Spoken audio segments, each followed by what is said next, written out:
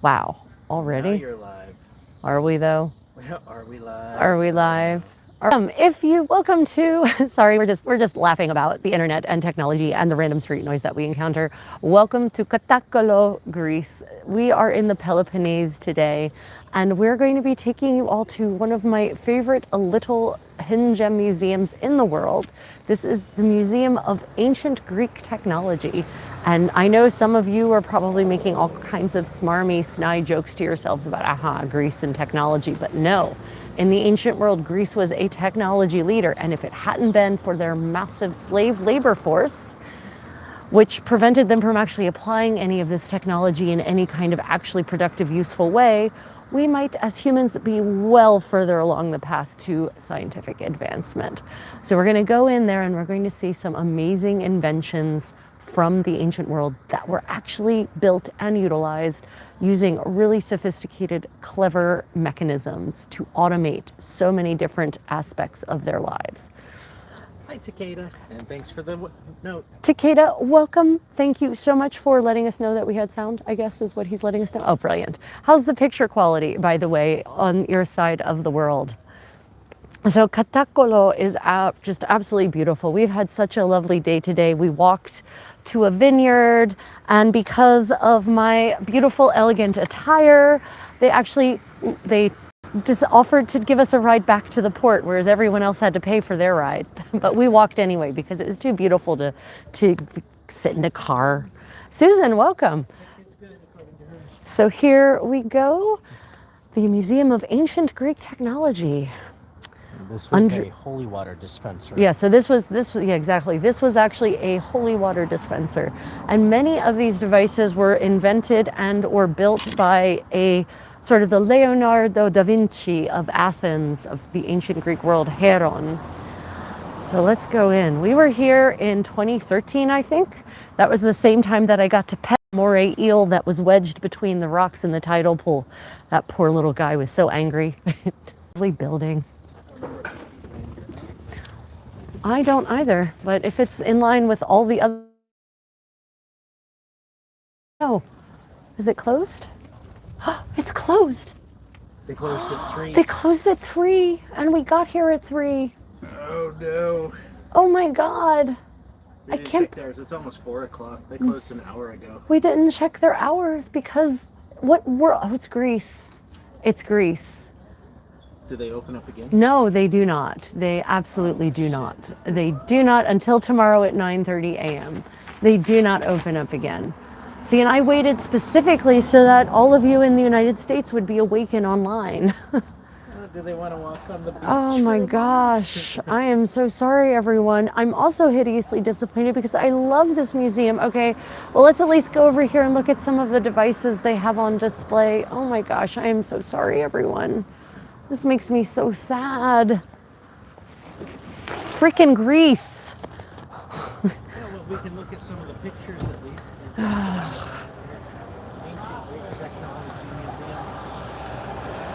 Museum. They're not really great pictures, unfortunately. I know. Yeah. Here's the holy water dispenser. Holy water dispenser. So a lot of these inventions were actually created to create sort of a marvelous effect at temples, to make it seem like the gods were actually active at the temples.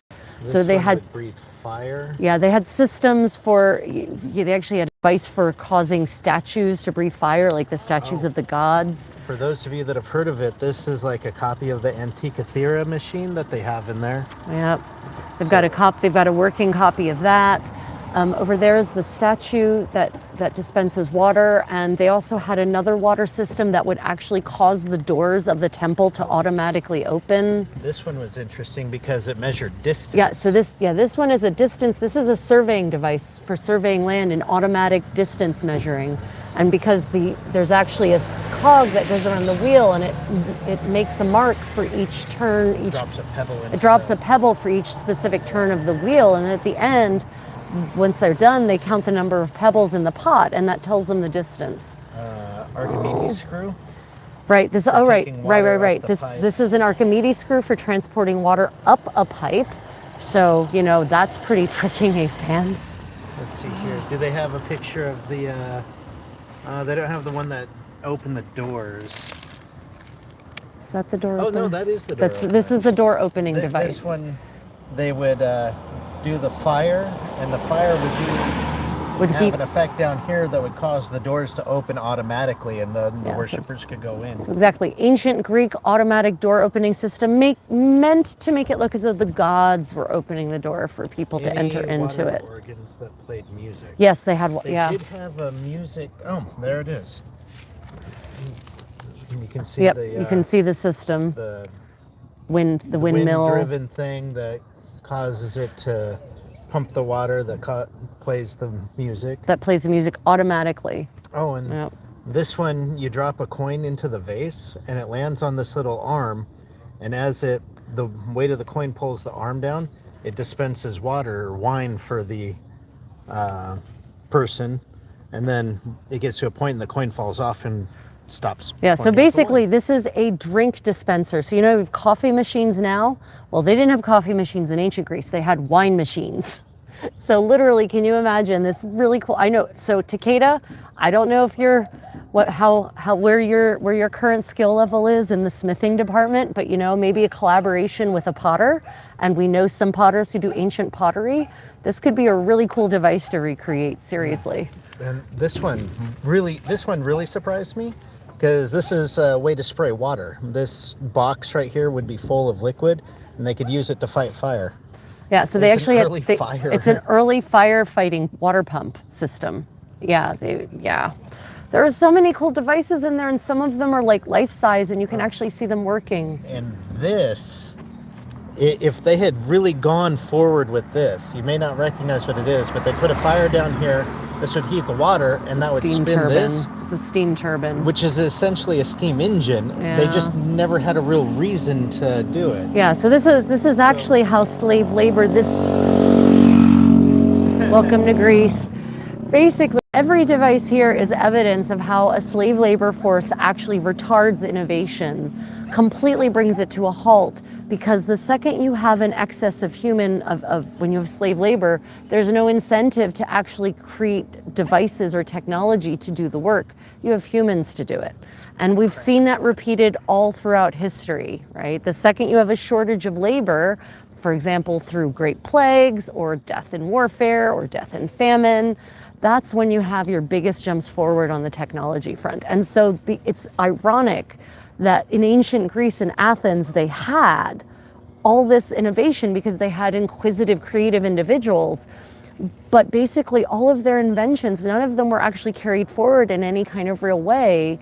The ones that automated anything, because they didn't need them. They were considered, according to, if we'd gone inside, I would have read the signs to you, which said that basically all of these inventions, most of them were considered party favors, right? They were considered novelties to have at a party. And you could see, instead of being backlit like a terrible goddess, right? Yeah, so all of these were basically, most of them were built, except for the ones that operated in temples intended to create a sense of mystery. The rest of them were basically built to be novelties at a party, so that you could show just how sophisticated and svelte and hip you were by having these cool devices at your party, but otherwise, you know. And some people say that actually the ancient Romans brought on the technological dark age long before the so-called dark ages, because they were basically kind of anti-science. Engineering is fine, but philosophy and scientific discovery was not really supported in any way by the Roman Empire, with the exception of the occasional philosopher emperor like Frick. What's his name? The one who conquered Germania. His son was Commodus, but he was actually... Germanicus? No, his name went out of my head. Anyway, he was actually a great philosopher emperor, but most of them weren't. So yeah, I am so sorry, everyone. We're going to have to wait for our next cruise. Oh, I should have guessed that in Greece. I should have guessed that in Greece things would close at 3:30 p.m. when Marcus Aurelius. Thank you. God, I don't know where his name went. Marcus Aurelius, exactly. Especially because it's like one of the most well-known, one of the most famous emperors in the history of the Roman Republic and the Roman Empire. Yeah, if they want, we could take them over to the water real quick. Well, we can, I know you weren't here for just regular old travel content, and I apologize for that, but we can go show you the beautiful water at any rate. Well, we can talk about some of the things that we've read is happening. Yes. Like, for instance, the bestiary. Oh, news, yes. What Right. bestiary was it? The Aberdeen Bestiary. Okay, some new medieval news, everyone. The Aberdeen Bestiary is, I feel so badly about this, everyone. I am so sorry. The Aberdeen Bestiary has been digitized on the British Library's whose website? It's on the, I think it was the Cambridge University. Cambridge University but has. if you Google it, it comes up like. So the Aberdeen Bestiary, which is this amazing 12th century bestiary, stunning work, right? It's finally been digitized and is now freely accessible through the University of Cambridge's library. If you go to their website, you should be able to find it there. You know, all of the resources we now have that have been digitized have just facilitated the study of medieval material culture and history. And it's high def. And it's super high definition, which some of you may or may not know that often the digitization isn't necessarily the best quality, but this is. Well, that's our vessel over there. That's Queen Victoria. She is departing at 6 p.m. and now we've got tons of time to, oh gosh, maybe we'll find a corner and we'll do a medieval sewing party with you since you're here anyway. We will find a nice corner, a nice pretty spot in the park, and I'll do some finger loop braiding with you all. A pillar with this pillar. No, it is. I know. I looked at it and thought, oh, it's got to be some great. No, it's some kind of illuminated thing. There's like lights in it. Yeah, it's very. Not that old. Yeah, and so apparently there's a sunken city in the water. The old late antiquity, late antique, and early medieval city is sunken in the water somewhere here. They claimed, the sources all claimed, well, you can see it, and I have yet to see anything but a lot of dead jellyfish on the beach, which also makes me not want to go in the water, by the way. Takeda says the siphon pump was used quite a bit. The problem with the steam turbine is they did not develop a method of injecting more water under pressure. The siphon pump would have worked, or a method to use the generated motion until the Renaissance. True, it's true. But the fact that they didn't go further with there was so you know, all the historians that I've read have said, and I agree with this, there was no incentive, right? There was no incentive to do so. You need to have a reason to drive innovation to the next level. And if you don't have that usually sense of desperation, then it just doesn't happen. It's why empires fall. They get complacent where they are and they think they don't need to go any further, and then they collapse. Good morning from Texas. Good morning, Tim. We're about to find a nice spot to have a medieval sewing party because the Museum of Ancient Greek Technology closes at 3:30 p.m. because apparently, you know, a full day of work in Greece is 9:30 to 3:30. Simpson says, where are you now? We are in Katakolon, Greece. Just do a sweep of everything. We are in the Peloponnese, and we actually had a lovely morning walk through the beautiful countryside and places tourists never ever go, and we know because we were getting all kinds of bewildered stares from the local residents of this very beautiful community, wondering what on earth we were doing. Yeah. I'm just going to find a nice little spot here, and we're just going to do a medieval sewing party, rather a medieval crafting party. I apologize for those of you who tuned in for Ancient Greek Technology Museum. They closed at 3:30 p.m. and never in my wildest fantasies would I imagine, just turn this around on me, never in my wildest fantasies would I imagine a museum closing at 3:30 p.m. It's just, yeah, but I should know better. I really should know better. Greece, man. I love Greece. I really do. Greece and Turkey have a lot in common, and I know I'm probably going to actually probably get burnt at the stake for saying that here in Greece. One of the things they have in common is that both countries are absolutely what I would call chaotic neutral. They are definitely chaotic neutral countries. So let's see, where can I set up? I need to find a spot. There's some really ugly statue right here. Oh my God, talk about hideous. Okay. Yeah, comments. That's considered OT increase. Yeah, I know. Did I buy wine souvenirs at the winery? We did not, because I was concerned about transporting wine across from here to Germany, and then Germany to Vietnam, and Vietnam to Korea. It just sounded like a recipe for broken wine bottles, so we did not. Yeah, I know, John, I know. Yeah, was there dancing last evening on Queen Victoria? There was, and we danced. There were two sets of dancing. Tonight there will be no dancing, however. They've got an traditional Irish folk band in the Queen's room, so there will be no dancing tonight. We're very irritated, actually. So there will be actually possibly medieval story time. Actually, probably will be happening tonight from aboard Queen Victoria, and definitely probably a medieval sewing party. We might even have some medieval medieval lute music practice from on board Queen Victoria, because yeah, we won't be doing any dancing as such. There isn't any to be done tonight. We are in Katakolo, Greece. This is, let me show you where we are right now. Right. So this is definitely not the most scenic part of Katakolo.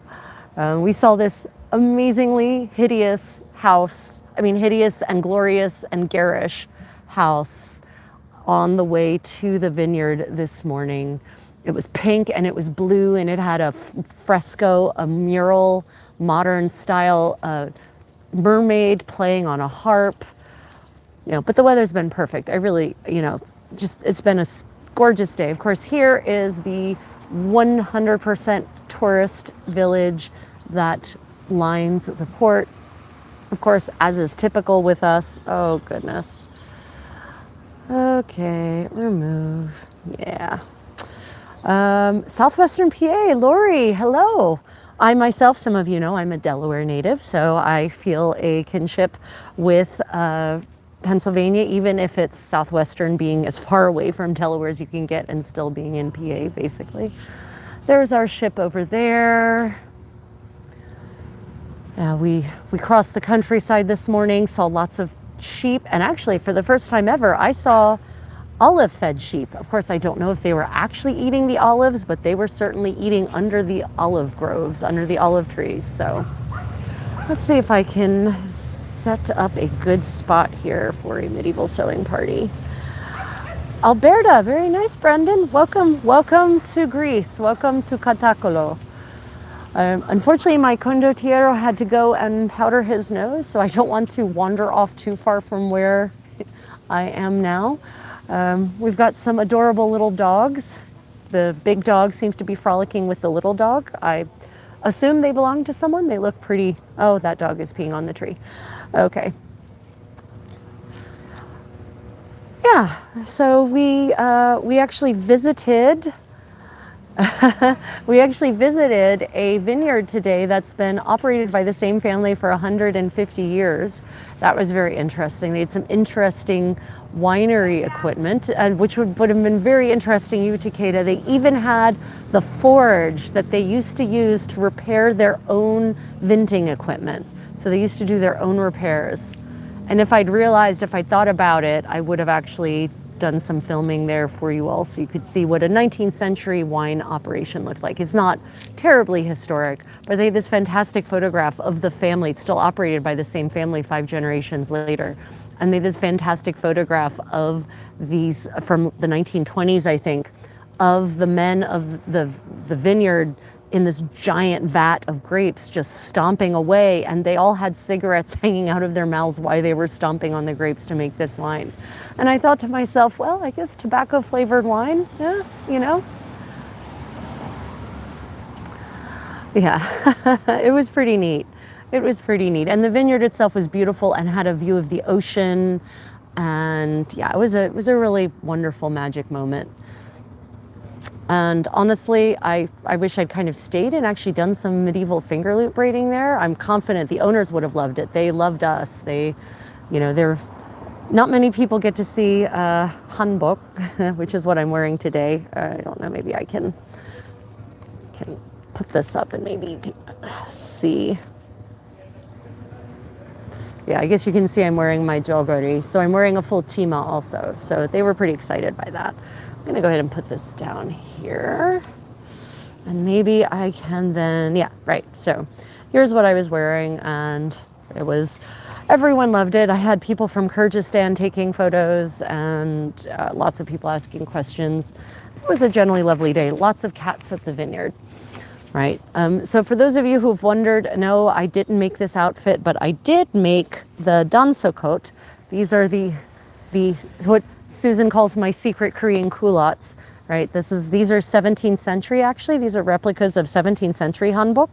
It's made of hemp, and I entirely hand sewed this using what I call the secret triple seam of hanbok, which makes a really strong, tiny, flat seam. That's two-sided, so the garment is completely reversible. How are we doing? And these lovely feathers, there were peacocks on the winery and peahens that were dropping them left, right, and center. So Ryan ended up with a whole collection. Yeah. So consensus from the viewers, would you like me to do some finger loop braiding, or would you like me to take you on a tour of Katakolo, show you the beautiful beach with the dead jellyfish everywhere, take you through the town, go over to the pier?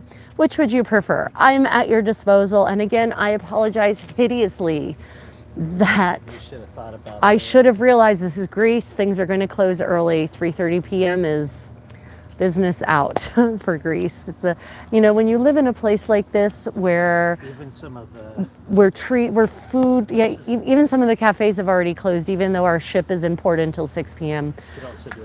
I could also do medieval story time. Yeah. I do have. Speak English? Yes. Oh. Yes. What top is that? Hanbok? This is hanbok. So this is a jogori? No, I'm sorry? Korean. Yeah. Yeah. Yeah. People have to understand Japanese and Koreans. They have to understand it's not the same. Oh no, not at all. Some people go like this. Oh, that's Japanese. No. It's They like do not. I'm telling you, do you drink raki? No, you don't do that in. No, you drink uzo. Uzo. Yeah. Yeah. No, we live in Korea. Yeah. She said I always talk too much. No, we live in Korea. You live in Korea? Yeah, we live in. I'm Korean. Yeah. Oh, really? Okay. 안녕하세요. 대구에 살아요. Jacqueline. Yeah. No, we live in Korea. Yeah, we live in Korea, but we're not Korean. Yeah. In Korea. Oh, okay. Yeah, we live in Daegu. Oh. Yeah. Where? Daegu. Oh, what the? Bongdeokdong. Wow. Yeah. How long have you lived there? 3 years. 3 years. And then the year before that, we were up in Dongducheon, and we lived 2 years in Pyeongtaek and 2 years in Waegon. Yeah. So 8 years total in Korea. Yep. Do you like Korea? Oh, we love it. We love it. We love it. Yep. It's one of the Korea- best Why do you places in the like world. Korea? I mean, well, Food, the sites, public transportation, the cost of living, safety, the safety. very Yeah. developed, beautiful. Absolutely love It's it. yeah. Oh, and Have you're- you been to Japan? Yes. Just so Yeah. you know, you are on camera Yeah. as well. No, that's okay. That's It's okay. okay. That's okay. Just Yeah. want to make sure you Yeah. understand. So what do you prefer, Japan versus Korea? Korea. We like Korea better. Well, because I can read Korean. Oh, yeah. And I can speak a little bit of Korean. I cannot read Japanese at all. So, yeah, we definitely prefer most Korea. people prefer Japan. Why here? I don't know why. It's a nice country. It's a nice country, but we find Korea much more accessible. Yeah, we find it much more accessible. Less closed. Yeah, less closed, and the public transit is all integrated. You know, in Japan, you've got like 4 different train companies, and it's very, Interesting. Korea is much more easy to navigate. Also, Korea's one landmass with some islands, whereas Japan is just islands Yes. for 1,000 miles, basically. Are you doing a YouTube special? Yes, I am. Yeah. No, don't worry about it. Don't worry about it. Yeah. Yeah, we were actually going to take our viewers to the Museum of Ancient Greek Technology, but they closed at 3:30. Yeah, I noticed. Which I should have guessed. It's Greece. Oh, thank you. Right. We'll follow British. you then. Wonderful. Great. And we'll I'm follow you. Korean. We And- met in America. That's So we funny. live in America. We're 2 Americans who met in Germany. I'm sorry? We met in Germany. Oh, really? Yeah. They're both American. And we're both American. So we never would have met in America. It's too big. But we met in Germany. We So met on the metro in Washington, see? D.C. See? And I'm from Delaware, so Washington D.C. is my old stomping grounds when I was growing up. Living in Annapolis, What- Maryland. what Oh, about very you? nice. I'm a military brat. What? Military brat. So I live He lives all everywhere. over the world. Yeah, yes. Oh. He was born in England, has lived everywhere. Yeah. But I used to spend a lot of time in DC growing up. All museums every weekend, went swing dancing there. Yes. Probably Yeah. why we like the history. Of Yeah, the my museum family so still much. lives in Delaware, so I'm always in and out of Dulles and BWI. They're like practically my US based airports. So Great. You travel, you live whatever you want to. We do. And, yeah. you know, you got, all kinds of culture behind you. You got Yep. British culture, American, Yep. Korean culture. Yeah. Yeah, long history. Yep. That's incredible. Well, Yeah. it's nice to meet you both. Yeah. Well, it was lovely to meet you. Are you on Queen Victoria? Yes. Yeah. Okay, well then we'll see you tonight. We won't Yeah, see yeah. you tonight. Well, we won't. Well, I mean, we'll be on board night, we'll tomorrow see. night. If we dance, so if you want to dance see Are us, you going to be performing? well, You're no, dancing. no, we don't perform. we're not. We're just passengers, Ballroom but we dancing. do ballroom dancing. So we'll be there for the gala evening tomorrow night. Well, You'll recognize us. We'll be very conspicuous. yes, good. Please, please. She used to ballroom dance with her grandfather, Well, but that's- I don't. Yeah. So You should. I know. They're dance hosts. You can dance with the dance I hosts. keep saying, Yeah. they got the teachers there. I said, Yes, go. They've got the dance hosts. And the dance hosts are back on. So Oh, and I'll be wearing my silk. I have a silk hanbok that I'll be wearing tonight. So I'll be wearing that tonight. No, tonight. I had a handbook, but I didn't bring it with me. Should have brought it. I know, I didn't realize it was going to be meeting. Yeah. Yeah, see, you should have brought it. Bring. the hanbok too. Yeah, bring. I've got a whole wardrobe. Bring the You're Korean. wearing hanbok in Greece. He's got a beautiful Joseon era Oh, nice. style hanbok. Yeah, yeah, it's I don't really. even have one. Yeah, he's got a keja and the tolik and the whole nine yards. Right. Yeah, Wow, that's amazing. Yeah. we love it Yeah. all. we do. Great. Good. Well, then we'll see I you could stay here and talk to them all day. Go on the You ship. go, you can It's on the ship. On Okay. Definitely look for us on the ship. yeah, look though. for us on the ship. Absolutely. And Yep. you got a bunch of questions. Oh, I've got a bunch of questions. Okay. Yeah, I left Korea when I was young, and for some reason my parents hiding everything, right? And I didn't know anything about my past, No. and my mother kept saying, "You're very special. Remember that." Okay, yeah, that's what mother said, right? And it doesn't really matter because I will never see you two guys again. But last couple of years, I found out who I am. I'm a descendant of a king, Gojong? Taejo. Oh, Taejo. Yeah, the founder of the Yi I'm a Dynasty. direct descendant. Yeah. I didn't No, know no. that. Just found out. I know, 2 years mate. Yeah, ago. we're very. And I found out it's so complex. Most of my grandparents, my family were executed by Truman, by Japanese, by North Koreans and South Koreans. And you had for to flee. different reasons. Yeah. Yeah, The right. Japanese want to kill all the Korean royalties, Right. so they don't come back to. Yeah, Korea it was and start it was a kingdom colonial against thing. Japanese. Yeah. Truman didn't want Korean, royalties because he wanted American educated, Seungman-rhee, which is related to us, very close related, Right. as a Korean president because he was, westernized Korean, went to Texas University, married, European, so he didn't want any of that. North Koreans wanted to kill my entire family because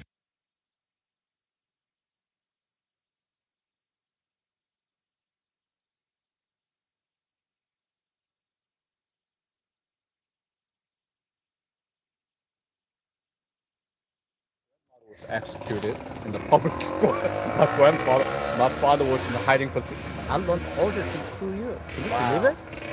Yeah. Well, you should if you're a descendant of Taejo, you should go back to Jeonju and see your ancestral the Yeah, but- ancestral but, estate. Again, most of the Koreans right now very, very, I talk to people, didn't tell them who I was, and according to now I found out, I'm a baron, but, as you know, most Korean royalties were slave owners, and they were horrible people. Yeah, the aristocracy were Oh, they're terrible. horrible people. They were terrible. I despised they were- all the royalties they- in my life. They in were my they were life. they were pretty terrible And I uniformly. despised the Japanese, you know, what do you call that?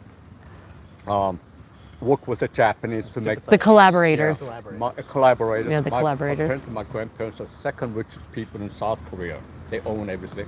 And I despite all those people, found out I am son of them, traitor, evil people. You can't help where you come from. Disgusting human being. I found out all within the last 2 years. Can you believe that? That is crazy. How could you get up in the morning, but You're talking to white people in America, so we understand what you mean. Yeah. And It's they say highly if you- likely there's slave 80%, ownership in my if you look background. at it, the ancestry, either you are one of the royal family, or you're one of the, like most criminal person. So we are all part of all that. Everybody else. It's true. Yeah. We all have dark backgrounds. It's pretty what we choose to do in life that matters. That's what Absolutely. matters. That's what Yeah. matters. It's who we choose So to my be, wife and I, we're not where gonna we come from. Travel like you two, and we've done a lot of traveling, but we're gonna do a lot more. Yeah, travel is the way. Such an inspiration. It's the best way to experience the world. Absolutely. The life is too short. The globe is too small. Yeah, it is. Yeah. And we're all connected. Yeah. I've seen people here come all the way here. They're eating hot dog and. Oh, I know. Don't get me drinking started. Coca-Cola. Don't get me I know. started. You come to Cunard and Don't- do that, it will increase. Don't get me started Yeah, about. we ate every type of Greek food so far. We went to the village and all that. I'm not doing Cunard anymore. Yeah, if I come to Greece, I'm gonna fly in, go to Yeah. Oh yeah. away Good. from the Nice, city, and I'm gonna be Greek for whatever 2 weeks. Yeah, I can recommend. That's how I'm gonna travel. Yeah, so I always tell people cruising is like a travel buffet. Yeah. It's a good way to get a taste, Yeah. and then you decide I'm going to come back to this place. Oh, there's a lot of good things Yeah. about it, but Yeah. I've done a few cruises, and this is the last one. And after today, I said, no, I'm not doing a tour. I'm not doing a tour cruise. Yeah, That's fair enough. Yeah. I'm gonna travel like the Destination locals. Yeah. vacations are the best too. Yeah, we just Now, literally. What's your favorite country out of all the places? Oh no, people keep asking me that. Everyone always asks me, "What's your favorite country?" Yeah. We like so many things about so Yeah. many different countries. If I were immortal, History, there's yeah. different foods, there's different If I were immortal, I would spend, 10 years in every country. If I were immortal. Yeah. And on loop, right? And just keep cycling through to see how things have changed. I have never met anybody YouTube for a long time. Yeah. Yeah, It's an inspiration it's for us to travel. it's- I'm gonna retire next year. I'm gonna go for it. you should do it. Yeah, just spend all your you. life on the road. See you later on the ship. First stop. First stop. I said thank you in Greek. Oh, in Greek. Krystal. I was Yes, sorry. sorry. I was trying to thinking think I was my thinking Korean. My I'm Korean I accent. don't I was- remember that Korean. I'm like word. I'm like I wonder if that's My Korean Greek accent. I wonder if that's old school Korean. Okay. And they said, Yasu is a goodbye. Yasu, right? Okay. Is that right? Yasu. I I keep forgetting all no. the Greek Yasu, terms. Opa, and I know a few words, but yeah. Until later. Okay. now you Okay, everyone. Sorry about that. Yeah, Korea had slavery. I mean, most of the world had slavery, and some parts of the world still have slavery now, I should like to point out. And in fact, human trafficking continues apace in the United States, so don't delude yourselves. Human trafficking is still ongoing. Yeah, Korea had slavery, China had slavery, Japan had a form of slavery. Like everywhere throughout history has at some point had slavery as an institution, and black market human trafficking continues apace. So there it is. Okay, so sorry about that minor interruption. Mike Condottiero, do you want to? Okay, so now that I've got you back, I apologize for that interlude. I hope it wasn't too terribly boring. The Greek Technology Museum, to review for those just joining, is sadly closed. So I now offer you alternatively medieval story time, or medieval crafting, or a walking tour of the beach. I have with me the Lay of Marie de France. So these are fables and Arthurian romances written by Marie de France, who was a French princess, they think, or a French noblewoman who was part of Henry II's court in England.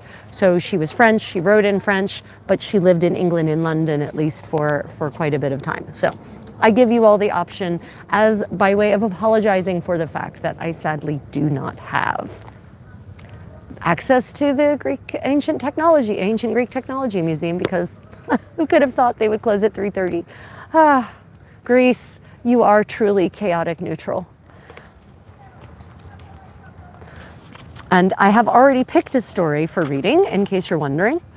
I could do a rereading of the tale of the werewolf Bisclavre, a Breton tale in English, a Breton tale about a nobleman who is a werewolf and makes the mistake of revealing his secret to his lady wife. Or I've got a slightly longer tale about the knight Lonval, also a tale from Brittany, a Breton tale of an Arthurian. Can you walk and read at the same time? I can. Yes. Yeah. You can walk We along can. the beach and you can I read can this. do that. Okay. Would you all like a walking medieval story time? We will walk, I will read. We will see if I don't kill myself by stumbling on something. I can walk and read. That's no problem. And I will turn the camera around so you're not looking at me. You are handsome. Everyone, tell him he's handsome. No, nobody tell me you're handsome. Right. Okay. So do we have a preference on the tale of the werewolf or the tale of Lonval, a knight in Arthur's court? But also we should do a time check. Oh, yeah. It's 4:20. Okay, great. So Bisclavre, the tale of the lord who is in fact a werewolf. Watch out for these rocks. Good. Excellent. Or Lonval, one of the forgotten knights of Arthur's court. So far we don't have a consensus. No consensus. Well, let me just see how long Lonval is. Okay. Tale of the Night is the first vote that came through. Tale of the night. Yes, handsome cameraman. Thank you. Right. Okay. Well, let me Let's just. walk by the little train so they can see the Yeah. little train that takes you around. Okay? So, if you're ever in Greece or Turkey for that matter, honestly, and you see something about a so-called tourist train, do not think it is actually a rail. It is not rail. You can see them parked over here. It's basically like the trams at Disney World. They do not run on a rail. Right. Okay. So, the tale of the night, Lonval.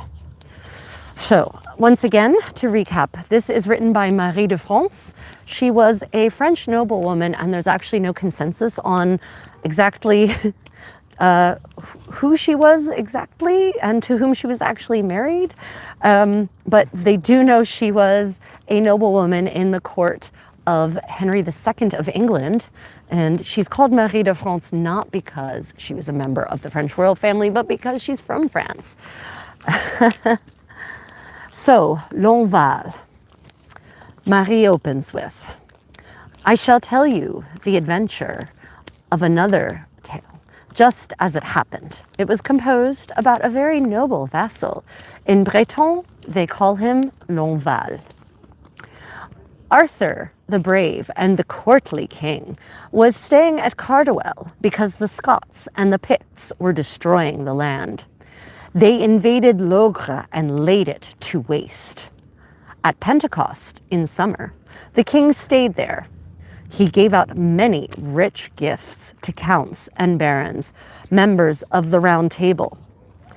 Such a company had no equal in all the world. He distributed wives and lands to all but one who had served him, and that one was Lonval. Arthur forgot him, and none of his men favored him either. For his valor, for his generosity, his beauty, and his bravery, most men envied him. Some feigned the appearance of love, who, if something unpleasant happened to him, would not have been at all disturbed. He was the son of a king of high degree, but he was far from his heritage. He was of the king's household, but he had spent all his wealth, for the king gave him nothing, nor did Lonval ask for anything. Now, Lonval was in difficulty, depressed, and very worried. My lords, don't be surprised. A strange man without friends is very sad in another land when he doesn't know where to look for help. The knight of whom I speak, don't want to run into these boats, the knight of whom I speak, who had served the king so long, one day mounted his horse and went off to amuse himself. He left the city and came all alone to a field. He dismounted by a running stream, but his horse trembled badly.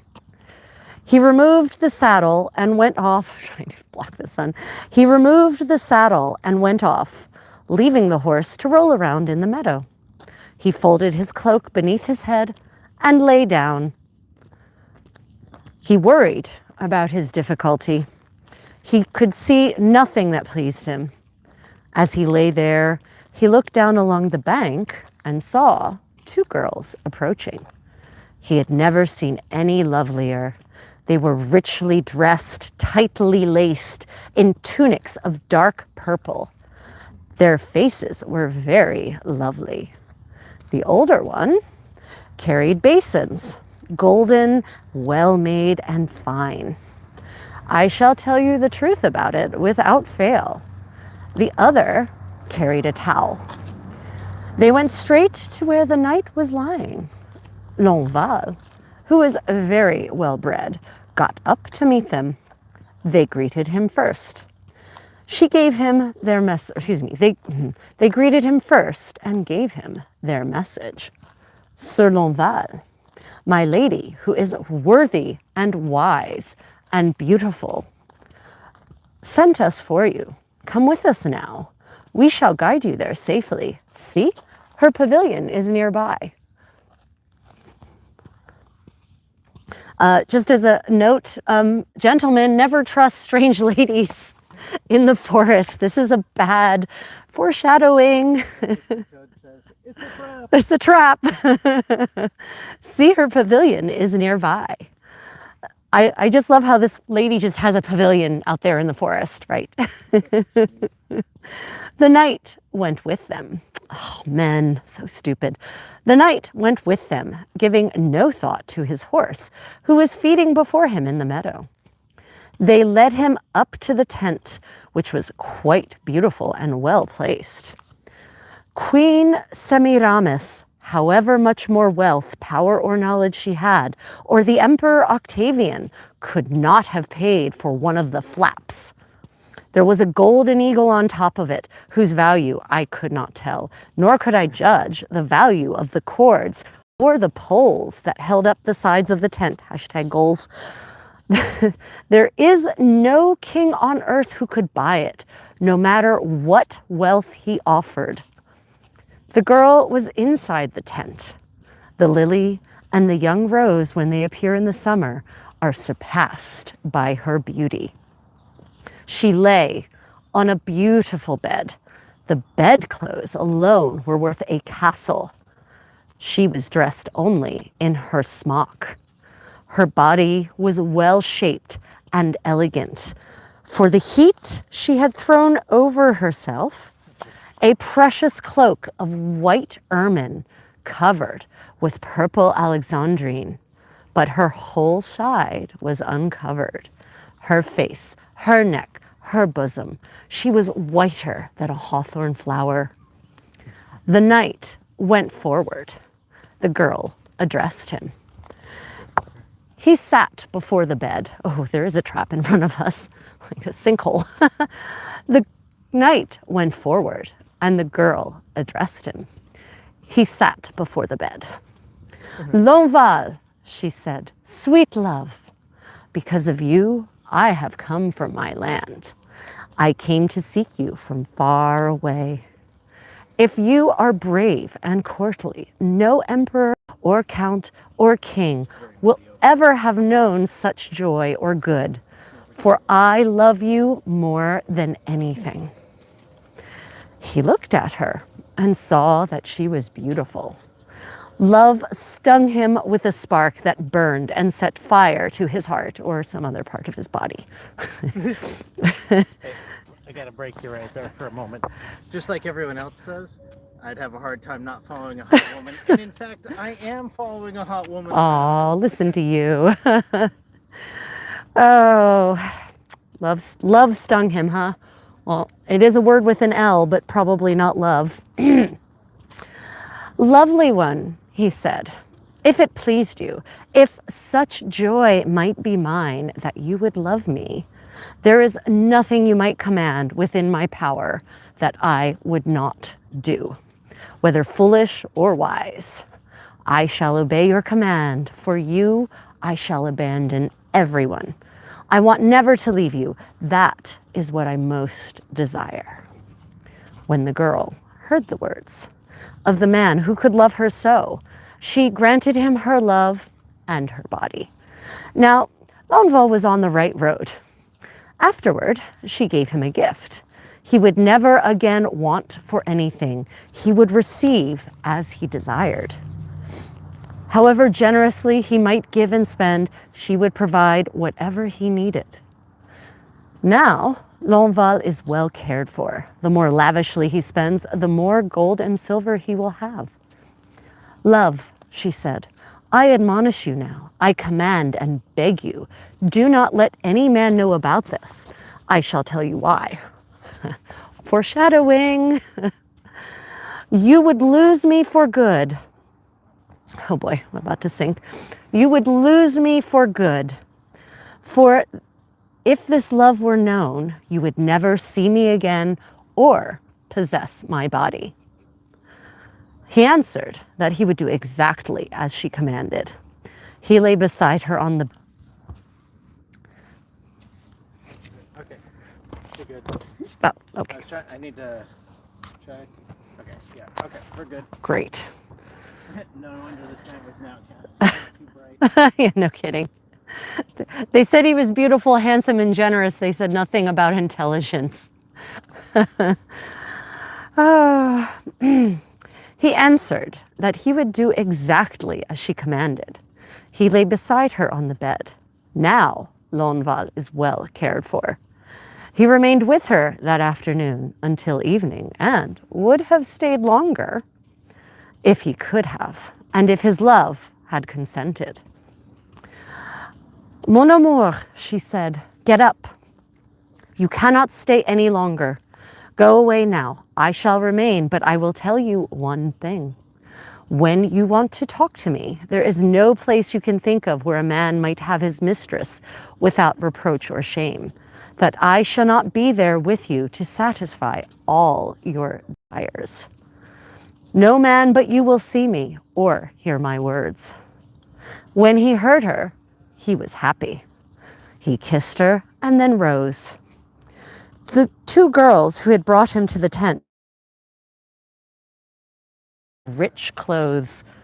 When he was dressed anew, there wasn't a more handsome youth in all the world. He was no fool, no bore. They gave him water for his hands and a towel to dry them, and they brought him food. He took supper with his lover. It was not to be refused. He was served with great courtesy, and he received it with great joy. There was an entremet that vastly pleased the knight, for he kissed his lady often and held her close. When they finished dinner, his horse was brought to him. The horse had been well saddled. Lonval was very richly served.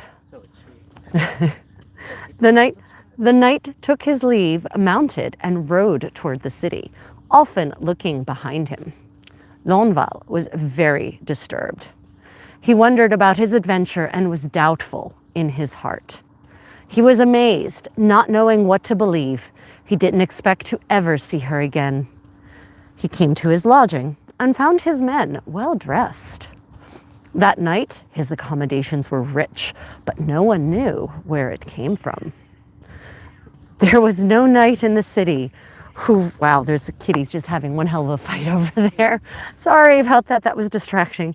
There was no knight in the city who really needed a place to stay, whom he didn't invite to join him to be well and richly served. Lonval gave rich gifts. He released prisoners. He dressed jongleurs. He offered great honors. There was no stranger or friend to whom Lonval didn't give. Lonval's joy and pleasure were intense. Here it is. Welcome to the beach in Greece. Lonval's joy and pleasure were intense in the daytime and at night. He could see his love often. She was completely at his command. Was she though? Do we really think that's how the power dynamic in this relationship flows? I think not. Back to the story. In that same year, it seems to me, we should probably head back. What do you think? Yep. In that same year, it seems to me, after the feast of St. John, about 30 knights were amusing themselves in an orchard beneath the tower where the queen was staying. Gawain was with them, and his cousin, the handsome Yvain. Gawain, the noble, the brave, who was so beloved by all, said, "By God, my lords, we have wronged our companion Lonval, who is so generous and courtly, and whose father is a rich king, when we didn't bring him with us." They immediately turned back and went to Lonval's lodging and prevailed upon him to come along with them. At a sculpted window, the queen was looking out. She had her 3 ladies with her. She saw the king's retinue, recognized Lonval, and looked at him. Then she told one of her ladies to send for her maidens, the loveliest and the most refined. Together, they went to amuse themselves in the orchard where the others were. She brought 30 or more with her. They descended the steps. The knights came to meet them because they were delighted to see them. The knights took them by the hand. Their conversation was in no way vulgar. Lonval went off to one side, far from the others. He was impatient to hold his love, to kiss and embrace and touch her. He thought little of the other's joys. If he could not have his pleasure, what cared he? When the queen saw him alone, she went straight to the knight. She sat beside him and spoke, revealing her whole heart. "Lonval, I have shown you so much honor. I have cherished you and loved you. You may have all my love. Just tell me your desire. I promise you my affection. You should be very happy with me." "My lady," he said, "let it be. I have no desire to love you. Oof. I've served the king a long time. I have no wish to betray my faith to him. Never, for you or for your love, will I do anything to harm my lord." The queen grew angry. In her wrath, she insulted him. "Lonval, I am sure you don't care for such pleasure. People have often told me that you have no interest in women. You have fine-looking boys with whom you enjoy yourself. Base coward, lousy cripple. My lord made a bad mistake when he let you stay with him. For all I know, he'll lose God because of it." When Lonval heard her, he was quite disturbed. He was not slow to answer. He said something out of spite that he would later regret. "Lady," he said, "of that activity I know nothing, but I love and I am loved by one whom I should have the prize over all the women I know. And I shall tell you one thing. You might as well know all. Any one of those who serve her, the poorest girl of all, is better than you, my lady queen, in body, face, and beauty, in breeding, and in goodness." Foreshadowing. The queen left him and went, weeping, to her chamber. She was upset and angry because he had insulted her. She went to bed sick.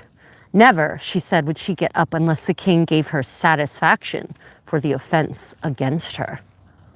The king returned from the woods. He'd had a very good day. He entered the queen's chambers. When she saw him, she began to complain. She fell at his feet and asked for his mercy, saying that Lonval had dishonored her. He had asked for her love, and because she refused him, he insulted and offended her.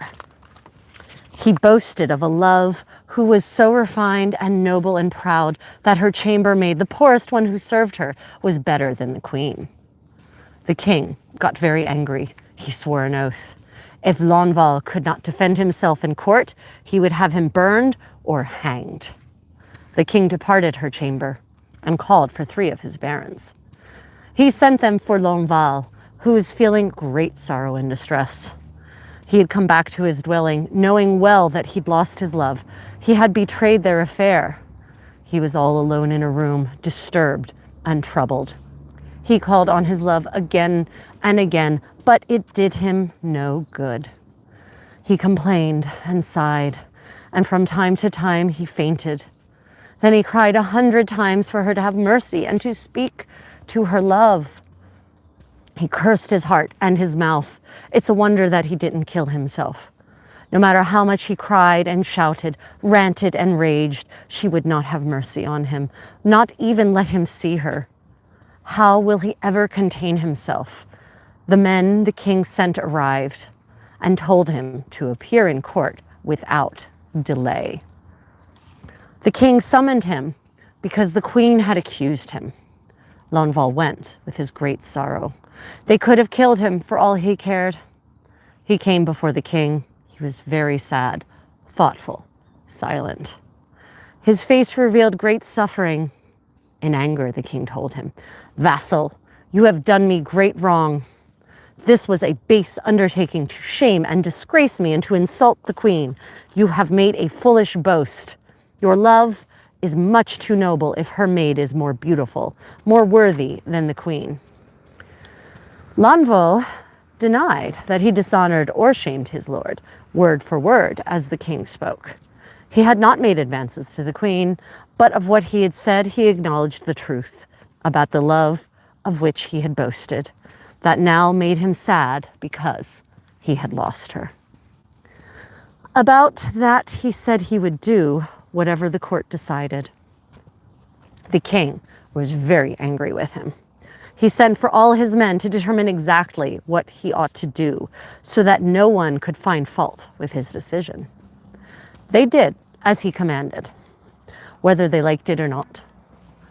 They assembled, judged, and decided that Lanval should have his day, but he must find pledges for his lord to guarantee that he would await the judgment, that he would return and present himself at the judgment to fulfill the justice required. Then the court would be increased, for now there would be none but the king's household. The barons came back to the king and announced their decision. The king demanded pledges. Lanval was alone and forlorn. He had no relative, no friend. Gawain went and pledged himself for him, and all his companions followed. The king addressed them. "I release you to your friends on forfeit of whatever you hold from me, lands, fiefs, each one for himself." When Lanval was pledged, there was nothing else to do. He returned to his lodging. The knights accompanied him. They reproached and admonished him that he gave up his great sorrow. They cursed his foolish love. Each day, I'm about to die here. Each day they went to see him because they wanted to know whether he was drinking and eating. They were afraid that he would kill himself. On the day that they had named, the barons assembled. The king and the queen were there, and the pledges brought Lanval back. They were all exceedingly sorrowful for him. I think there were 100 who would have done all they could to set him free without a trial where he would be wrongly accused. The king demanded a verdict according to the charge and rebuttal. Now it all fell to the barons. They went to the judgment, worried and distressed for the noble man from another land who'd fallen into such trouble in their midst. Many wanted to condemn him in order to satisfy their lord. The Duke of Cornwall said, "No one can blame us. Whether it makes you weep or sing, justice must be carried out." The king spoke against his vassal, whom I have heard named Lanval. I see it. He accused him of felony, charged him with a misdeed, a love that he had boasted of, which made the queen angry. No one but the king accused him. By the faith I owe you, if one were to speak the truth, there should have been no need for defense, except that a man owes his lord honor in every circumstance. He will be bound by his oath, and the king will forgive us our pledges if he can produce proof. If his love would simply come forward, if what he said, what upset the queen, were true, then he will be acquitted. But he did not say it out of malice, or because he did not say it out of malice, but if he cannot get his proof, we must make it clear to him that he will forfeit his service to the king. He must take his leave.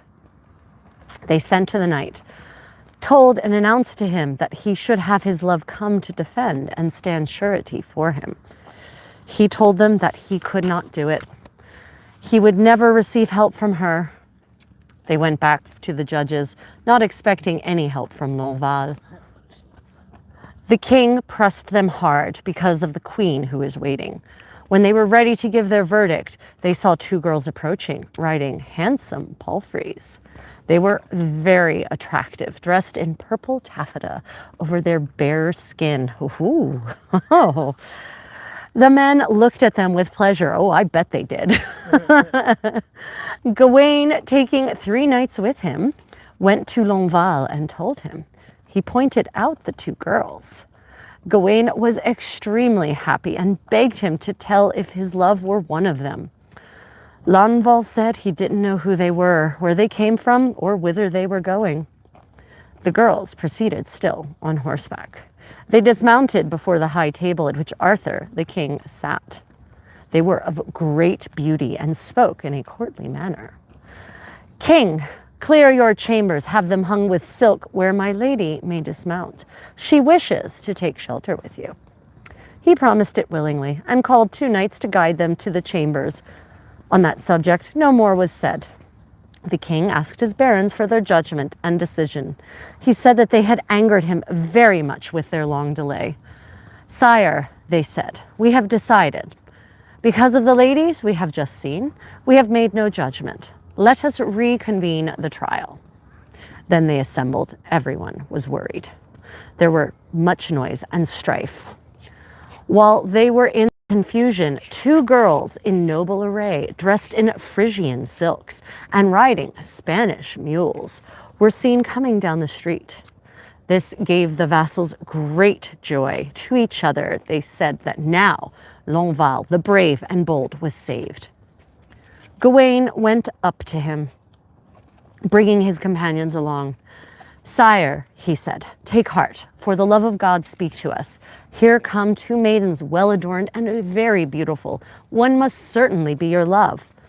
Lonval answered quickly that he did not recognize them. He did not know them or love them. Meanwhile, they'd arrived and dismounted before the king. Most of those who saw them praised them for their bodies, their faces, their coloring. Each was more impressive than the queen's had ever been. Wow. Each of them was more impressive than the queen had ever been. The older one was courtly and wise. She spoke her message fittingly. King, have chambers prepared for us to lodge my lady according to her need.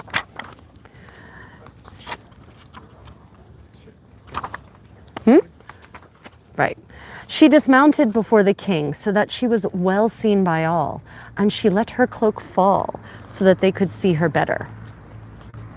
Nope, sorry, I knew there was a page stuck. I'll reread that sentence. King, have my chambers prepared for us to lodge my lady according to her need. She is coming here to speak with you. He ordered them to be taken to the others. Maybe this is a good view. Yeah, right. He ordered them to be taken to the others who had preceded them. There was no problem with the mules. When he had seen to the girls, he summoned all his barons to render their judgment. It had already dragged out too much. The queen was growing angry because she had fasted for so long. I guess the queen was getting hangry. They were about to give their judgment when through the city came riding a lady on horseback. There was none more beautiful in all the world. The palfrey's trappings were rich. Under heaven there was no count or king who could have afforded them all without selling or mortgaging lands. She was dressed in this fashion, in a white linen shift that revealed both her sides, since the lacing was along the side. Her body was elegant, her hips slim, her neck whiter than snow on a branch, her eyes bright, her face brilliant white, a beautiful mouth, a well-set nose, dark eyebrows, and an elegant forehead. Her hair curly and rather blonde. Golden wire does not shine like her hair in the light. Her cloak, which she had wrapped around her, was dark purple. On her wrist, she held a sparrowhawk, a greyhound following her. In the town, no one, small or big, old man or child, failed to come and look. As they watched her pass, there was no joking about her beauty. She proceeded at a slow pace. The judges who saw her marveled at the sight. No one who looked at her was not warmed with joy. Those who loved the knight came to him and told him of the girl who was approaching, if God pleased to rescue him. Sir companion, here comes one, neither tawny nor dark, that is of all who exist the most beautiful woman in the world. Lonval heard them and lifted his head. He recognized her and sighed. The blood rose to his face. Sure, his face, we'll call it that. He was quick to speak. By my faith, he said, that is my love. Now I don't care if I'm killed, if only she forgives me. For I'm restored now that I see her. The lady entered the palace. No one so beautiful had ever set foot within. She dismounted before the king so that she was seen well by all. And she let her cloak fall so they could see her better. Wow, what a power move. The king, who was well bred, rose and went to meet her. All the others honored her and offered to serve her. When they had looked at her well, when they had greatly praised her beauty, she spoke in this way. She didn't care to wait. I have loved one of your vassals. You see him before you, Lonval. He has been accused in your court.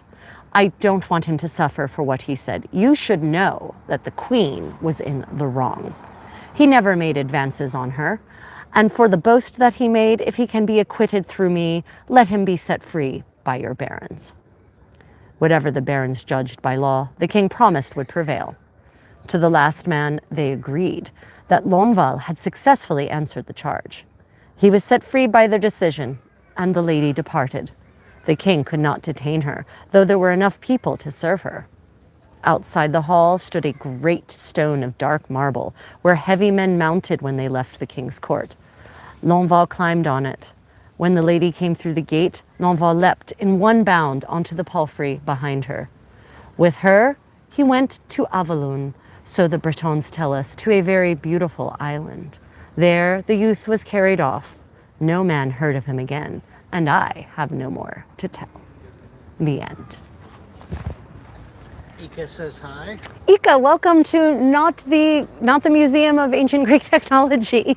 Metal says, wow, I like your outfit. Thank you. We've got 2 requests for what is it that you're reading? Yes, I am reading, we've just finished The Tale of Lonval, relayed to us by Marie de France, one of the greatest authors of the Middle Ages, honestly. She is a French noblewoman writing in the court of Henry II of England in the 12th century. So she's of the same tradition as Eleanor of Aquitaine. So she is one of the reasons that we know so much. We have so many tales of King Arthur and the knights, and also fairy tales from the 12th century.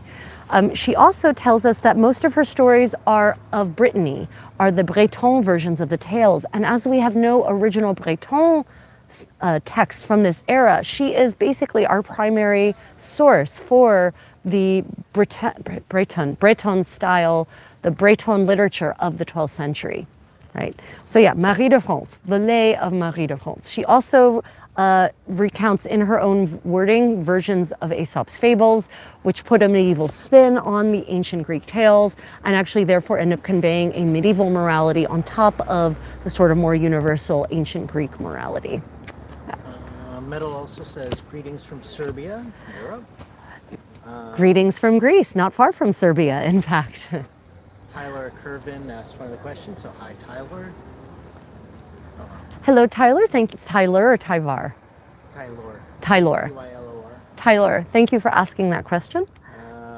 Mr. Toad says, wait a minute, the woman of the woods was the hero? Wait, what? Yeah, right. I know. It's weird. So I think we can all agree that the woman of the And woods, the queen was the villain? the queen, I know, the queen was the villain. It's often the The, villain. the lady of the enchanted forest who takes the knight takes Lonval to Avalon is clearly not mortal. I think we can all agree. She is some sort of fae or sorceress or God knows, an ancient Breton goddess, who knows. Takeda and Saga say, great story and thank you for the story. You're all welcome. Thank you for listening along. You know, one of the things that caught my eyes when I was reading through this story initially was all of the fantastic clothing references for 12th century fashion. So I actually started with my interest in the 12th century, and I still do have a very soft spot in my heart for 12th century fashion because it is super sexy for men and women. So there's a lot of great details, and I want to find the original French. That's my only complaint about this book. It's not bilingual. It doesn't provide the original French I'll try and find you side by side with the English translation, because of course translators aren't necessarily fashion historians, and so they don't necessarily make the best choices of translation when they translate the clothing terms. So I really want to get a hold of that and see the actual language because there's some great details here. Bertus Hill says, no, missed it. I'll restart later. Yeah, so if you're just now joining in, if you start from the beginning, you're going to get some unusual, maybe I'll have my condottiero tomorrow try to chapter it a little bit. Because we started off trying to enter the Museum of Ancient Greek Technology. We were foiled foully in that attempt. And then we came to the park and endeavored, I updated on my travels, took some questions, and then we were chatted up by the child of Korean immigrants in the United States, the son of Korean immigrants in the United States. And so that conversation took a little bit of time as well. I'm just not good at telling people to bugger off. I'm sorry, I'm just not that rude. So eventually though, we get to the part of the medieval storytelling. I'll try to get my condottiero to chapter it tomorrow. We'll see. Susan says, well, Guinevere did break her marriage vows. So Yeah, Queen is the villain. Yeah, Guinevere. So I'm not certain if in Marie's telling whether Guinevere did so or not. Remember, there are multiple versions of the Arthurian legends, including specifically Arthur himself and Guinevere, and not all of them tell the same version of events, shall we say. Here, Takeda says, is the Lady of the Wood the cousin of the Lady of the Lake? Maybe. We don't, Marie doesn't say, and Marie literally says, I shall say no more. I have no more to tell. Saga Datura says, yes, loved the clothing details. Yep. Yeah, the clothing details are pretty interesting. For instance, the mention of side lacing, right, which confirms a lot of people's theories about how the bliot is fitted over the body. But I need to go and see the original French to see if it's in fact lacing, right? I don't trust, as a professional translator myself, I don't trust other people's translations. Tea with Tash. Tea with Tash, welcome back. Oh, finally I'm here. And we're about to end. And we're about to end, but please do go back and watch the recording. Again, the first, 20 minutes or so is not related to the story time at all. We'll try to chapter it so you can pick and choose what you want to actually watch. But I just like to thank everyone for joining us for this session of Medieval Storytime. We will probably be streaming later on this evening, my time. Later on from the ship, from aboard Queen Victoria, we'll be doing some kind of medieval sewing party, medieval story time. We'll see what it turns into. Maybe some live lute practice with medieval story time. Who knows? We'll see what it turns into. But there's no dancing tonight on the ship because the entertainment director has made poor choices. Mr. Toad says, I much prefer the modern telling of King Arthur by Howard Pyle. I don't think I've read it. Yeah, so there's just so many different versions that I would have, I haven't even read all of the versions of Arthur's story even. There are just so many different ones. There's so many. And they keep And there's so finding many more and there's so fragments. many different traditions. There's the Welsh tradition, the English tradition, the Breton tradition, the French tradition. That was a bit of medieval news. Didn't they find a bit of Arthurian tales in the binding of another book? It's They been they used- did. They did. Yeah. They found a chunk. They found a chunk of Arthurian tales in the binding of a book that had been recycled. Right. So and you know what's really interesting is it's actually the stories, Marie's writings are actually one of the ways that the Welsh version, these Welsh tales, these Arthurian tales start off basically in Wales. It's one of the ways that they actually make it into mainland France and then they hit Europe like wildfire in the 12th and 13th century. And so suddenly you've got German authors picking up the stories, Italian authors picking up the stories, what would be Iberian Peninsula, what we call Spanish now, but weren't Spanish in the 12th and 13th century, right? It's because of authors like Marie de France, who were from France, living in England, picking up on the stories, writing them and recounting them, that the Arthurian legends took Europe, medieval Europe by storm. Right? It's really crazy to think of that in a pre-printing press world, but that's how it was. And then the troubadours started singing the tales, right? One of the first pop movements maybe of history, of European history. Yeah. Okay, everyone, we have to go. We have to get on the ship. Please like and subscribe, everyone. Damn it, we didn't hit the monetization. Freaking again. Yep. We forgot that. Yeah, we forgot that. I would like to thank my channel members and I'd like to thank my channel members and my patrons for your support of my work. I've published, as usual, extra footage for you all. We have a Discord for my patrons and channel members. If you're interested in access to extra content, extra material, extra resources, consider becoming a patron or channel member. Otherwise, I thank the rest of you for being part of my community, for contributing in the live chat, for being part of the conversation. I appreciate all the forms of support. Thank you all, and hopefully until a little bit shortly, may your adventures be as creative and adventuresome as ours have been. Until later, everyone.